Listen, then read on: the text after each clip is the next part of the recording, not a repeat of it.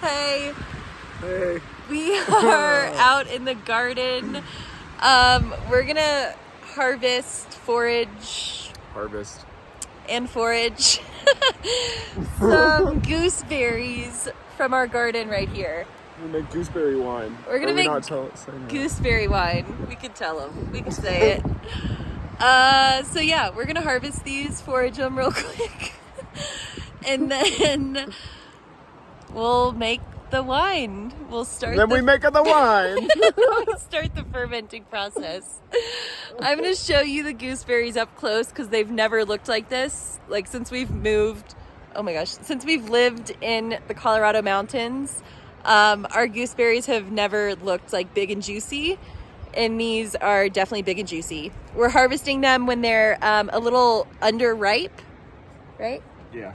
Underripe, because that'll make the wine a little bit more dry. If we use them when they're fully ripe, it'll be really sweet. And we don't like the sweet wine. Oh.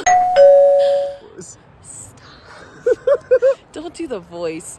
All right, so we're going to harvest these. I'm going to show you up close what's going on. And then, yeah, we'll just keep going.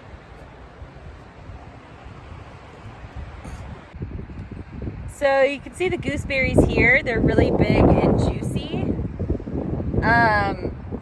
They usually are like teeny tiny little berries, but these are like actual Medium-sized.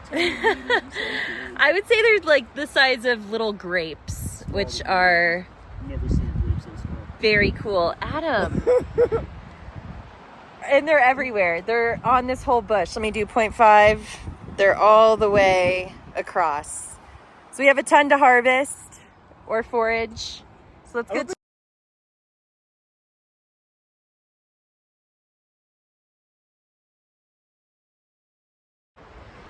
Every time it looks like we got all the gooseberries, we lift up a branch and there's so many.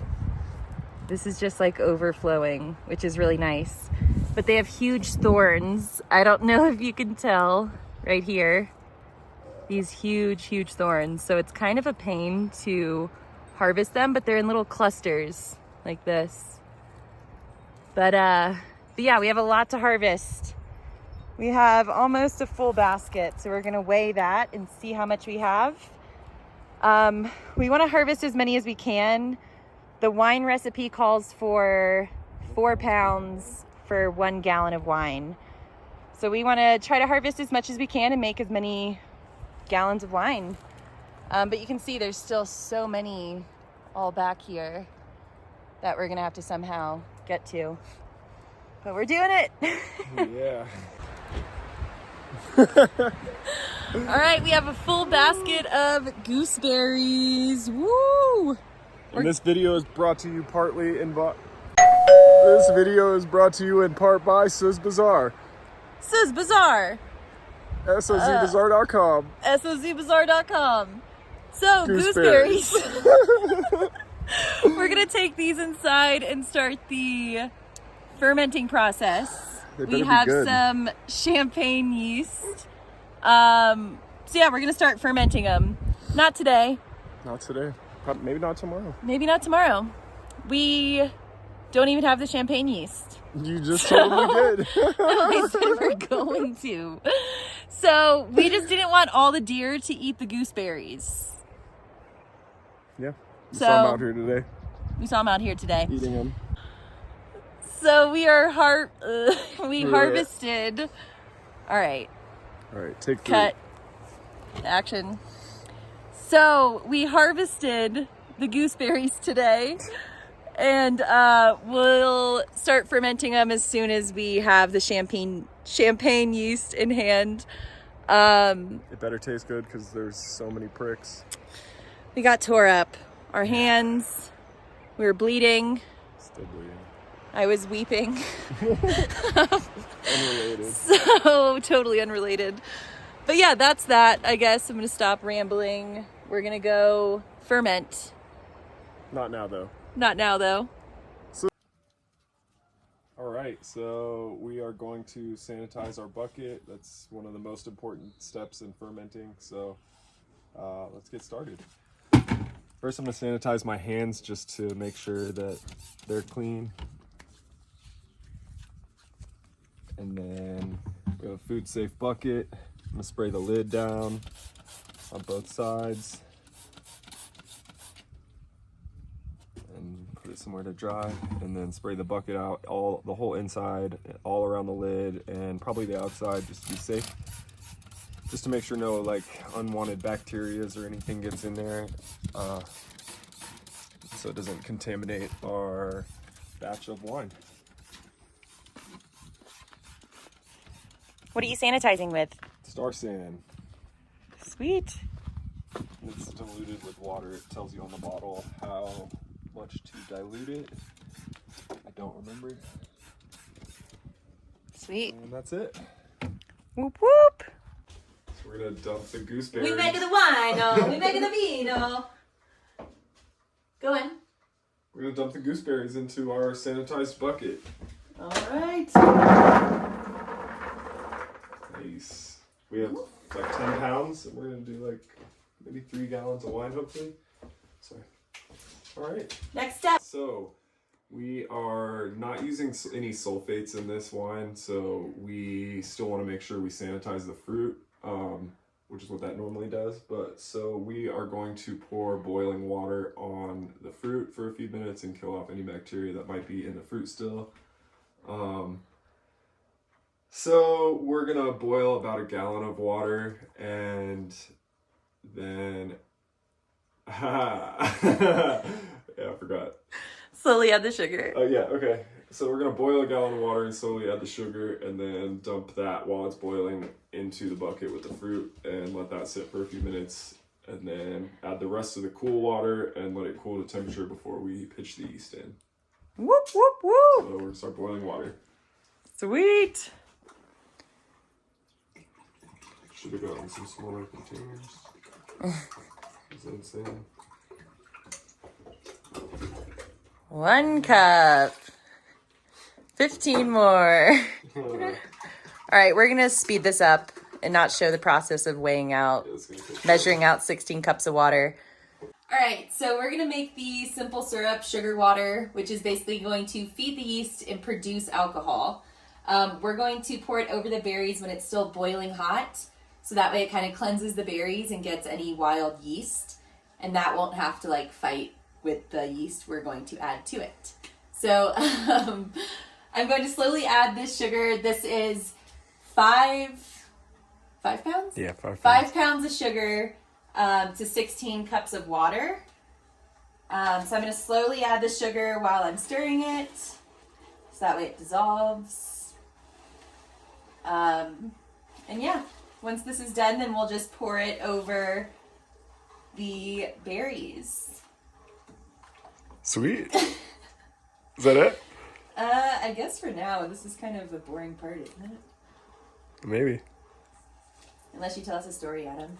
I don't have any good stories. You have great stories. Tell us about that time you, What? What the hell are you talking about? Tell us about that time you You're insane.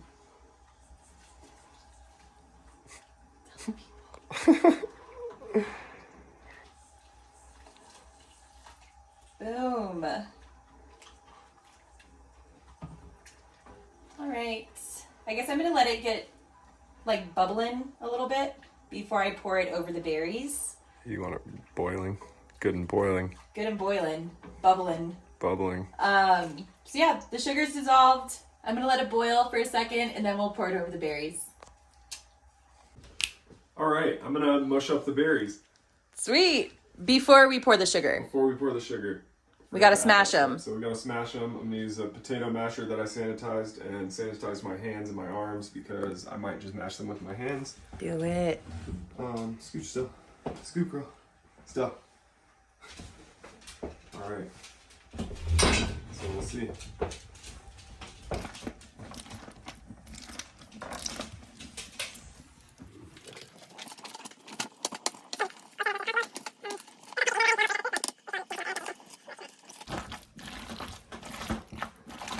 Sounds disgusting. What do you mean? You don't like that sound? I don't like anything about this right now. I don't like the feeling, really. It's cold and mushy. All right, we're gonna speed this part up. Y'all don't have to hear this. So we are getting there for sure. And by we, I mean hand. this guy. It's way easier by hand. The underripe green ones aren't breaking up as easily, and we want to mush them all up, so we are just doing it one by one. We're getting there. All right, he's done it. They're all mashed up. Now we have, I think it's called must. Or must Nice. or something. A big old pile of must. Yeah, must? Must. Oh, no. So now we're going to, whoa, Bruce. Now we're going to add that boiling sugar water. Sanitize all this fruit that my hands have been digging in. We're going to let the boiling water sit in the fruit for about 15 to 20 minutes, and then we'll add the rest of the water needed for the recipe.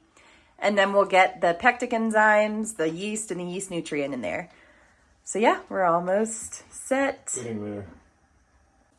All right, so we're gonna pour the boiling sugar water in. Ding dong. Whoopsie doopsie. Oh, is that why you ding dong earlier? That's why I ding dong I earlier. swore. Me? Swore. All right, so we're gonna pour this in there to sanitize the fruit. I can't see it at all. Ooh. Just pour confidently. Nice. Ooh, it smells good. Yeah, and then Ooh, cool. yeah, that's Show fucking you. bubbly. Wait, we're gonna let this sit for 15 to 20 minutes to clean the berries and then add the rest of the water. I might have already said that, but let me show you. Ooh, look at all that mashed up goodness. Must. So we'll let that sit and then we'll be back. All right, so this has been 15 or 20 minutes and is now pasteurized. So we're gonna add the rest of the water that needs to go in here to help cool it down before we add the yeast and yeast nutrient and stuff like that. Whoop. So we gotta put 2.5 more gallons of water in this. So we're gonna do that on like a little loop thing. Yeah. So you don't have to watch us measure out water. All right, look alive. All right. So now we are going to add the yeast nutrients, the pectic enzymes, all that good stuff, and then we can let it start fermenting. We gotta let it cool down for the yeast, but Yeah, we had to let it cool down, so now it's all... Oh, we do? before the yeast. Oh, before the yeast, yes. Okay, but I can add these too. I can add the pectic enzyme and all that good stuff Well, I'm stirring it up. while he's stirring it. Also sanitize everything. I sanitize the spatula and my arm again, and sanitize the measuring spoon for the pectic enzyme and stuff. Yeah. Yes, sanitize. Oh. I'm just gonna stir it to cool it down. All the cool water's on top. Perfect. I'm gonna add 1.5, 2.5 teaspoons of pectic enzyme, and that helps break down the fruit and also releases tannins. Or no, not releases. What am I trying to say, Adam? Tannins. Removes tannins. Whoops. And that'll help the fruit break down as well. So here's 1. Oops. 2. And 1/2.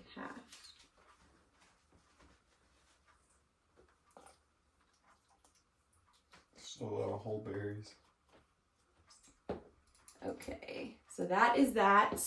Should I just go ahead and do the yeast nutrient? Yeah, I think it's cool enough for that. Okay.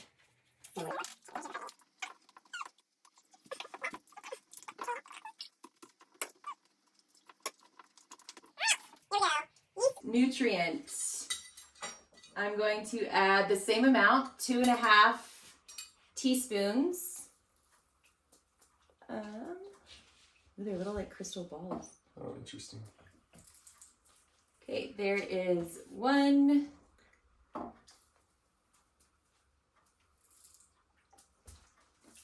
And 2. And then a half. All right. Let's stir this up, try and break up some of this pectic enzyme stuff. Sweet. And then we're gonna let that cool down a little more, and then we will add the yeast. We don't wanna add the yeast when it's too hot or else it will... Can't say. I don't think. You have to say. It will... Seems stupid. You said it. Otherwise the yeast won't make it. There you go. The yeast won't make it if you don't let it cool down. So we're gonna let this cool and then we'll add the yeast. I think you can. Alright, so this is finally cooled down enough to pitch the yeast, so we're gonna do that. Maggie's gonna throw that in while I stir it gently. Gently. And then we're gonna cover it with a cheesecloth kind of thing for the first few days, and then switch to like a airlock. Yeah. All right, we're doing it. Happening. Gently. Yeah, I am. And we used this yeast. Like You a can see dry white that. wine yeast. So yeah, hopefully that, I don't think this is gonna does be white the wine, trick. but it's gonna be like no, a it looks like pink. pinkish. Looks very pink. Yeah, some of those ripened before we could use yeah. them. It smells delicious. Yeah, sounds like it'll be good. Sweet, you got some yeast on the handle. Do you just Dunk dip it? Yeah. Dunk it? Okay. This is our first time making wine. We've fermented So- other things, but this is the first wine, so we'll see how it goes. We will see. We're learning. Hoping for the best. Cool. Wow, all that went in, huh? Cool. Sweet. Now we're gonna get the tea towel. What did you Cover call up. it? Cheesecloth, but it's not really. You're Cheesecloth. right. It's not a cheesecloth. It's a tea It's like towel. a tea towel. And then we're gonna put a rubber Which we band sanitized. around. Oh yeah, we sanitized the cheesecloth or the tea towel. Soak it with the Star Sand. Soaked it with Star Sand, hung it outside to dry, and hopefully it's dry and we can just pop that over, put a rubber band on, and then we will let it ferment for 7 days. Every day we're gonna stir it a little bit and then cover it back with the cheesecloth, and then stick around and we'll show you what's next. Da-da-da-da. All right. So we got our cloth. We're just gonna cover it. And then a giant rubber band. Ooh, That's that. sweet. We should start fermenting in the next Woo! day or so. All right, so that's that. Check back, I guess, in a week. Yeah. Yeah, and we'll do the next step of this process. The whole thing's gonna take, Probably close to a year yeah, until we actually get Wine. wine to drink. But we're gonna do a few like ferments and aging, bottling. So it's a yeah, long process. just stick around. That's that.